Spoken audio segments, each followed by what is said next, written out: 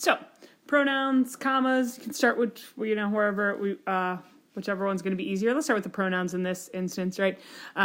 So I see that A has my brother and me, and B, answer choice B has my brother and me, and then C and D have my brother and I, right? So let's do the thing where we cross off get rid of the my brother thing, right? When we have to, let's say just cross it off in this one.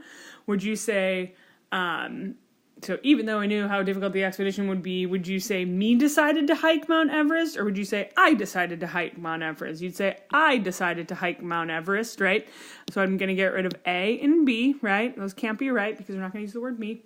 Now between C and D, we have, so when you use commas, commas are used to basically comma off dependent clauses, right? So what we have here is, so remember, a dependent clause is like not a sentence, basically. It's like a fragment of a sentence, right? Okay. So what we have here is that even though we knew how difficult the expedition would be, comma, this comma is going to this dependent clause in the beginning. So I can actually literally cross it off because I know what that comma is being used for, right?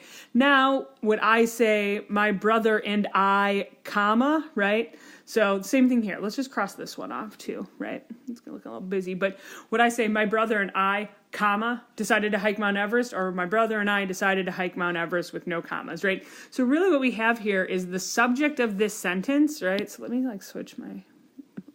The subject of this sentence basically is my brother and I, right? This is the subject, and our verb is decided. And you never want to put a comma right before your subject in your verb. So you wouldn't say my brother and I decided to hike Mount Everest with this comma here. So we want to cross off D, and we're left with answer choice C, right? So this comma's going to this, we got rid of it, and then we know our subject was my brother and I, and basically you can even turn that into we. Would you say we, comma, decided? You would not, so answer choice C.